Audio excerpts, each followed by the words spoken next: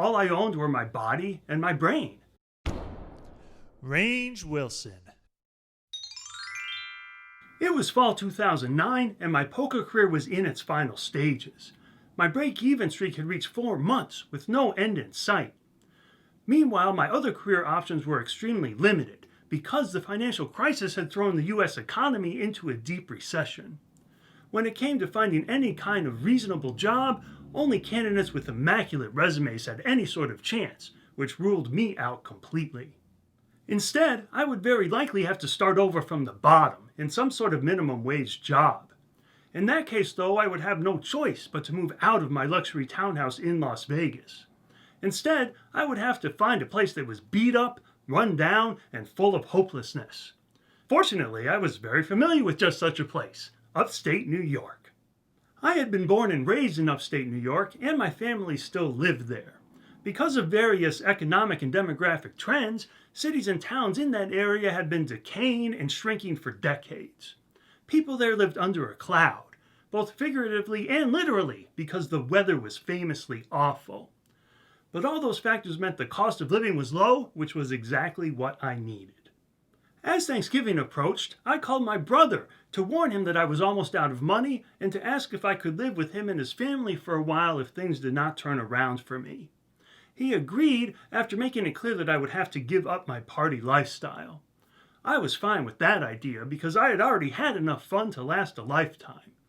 I told him I would keep my head down until I could get back on my feet. In the meantime, Sean had been kind enough to invite me over to his house for Thanksgiving. It was a laid-back family affair, which included him, his wife, his 1-year-old son, and his mother, who was visiting from England. I spent lots of time chatting with his mother, and the topic eventually turned to the American dream. Both Sean's mother and myself insisted to Sean that he was living that dream. Sean himself was not so sure. He was exhausted from years of working 80-hour weeks while also studying for his board exams, which he had already failed twice. He was also a defendant in 3 separate lawsuits, and the opposing lawyers had filed liens on all of his property. He was earning $1 million a year, but he was paying a very heavy price, both physically and emotionally. That was a deal I was glad I had not made. That said, I personally had very few productive assets to show for my 42 years on the planet. I owned a car, a desktop computer, and a laptop computer. Otherwise, all I owned were my body and my brain. But aren't those the only 2 assets that really matter?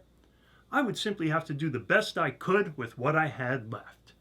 In any case, the time had come for me to pull the plug on Las Vegas. The time has also come for me to pull the plug on my YouTube channel, at least for now.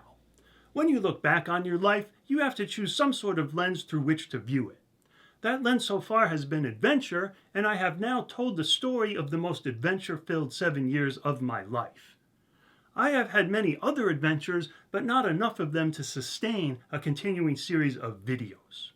My challenge now is to find a new lens that will allow me to bring the rest of my life story into clear focus. The lens I choose will be determined by the path I take from here. In other words, I need to live the next chapter of my life before I can tell the rest of my life story. If you would like to stay updated on my current path through life, please follow me on Facebook. There is a link in the description below. In the meantime, you can catch up on my life videos by clicking on the playlist. Thanks for watching.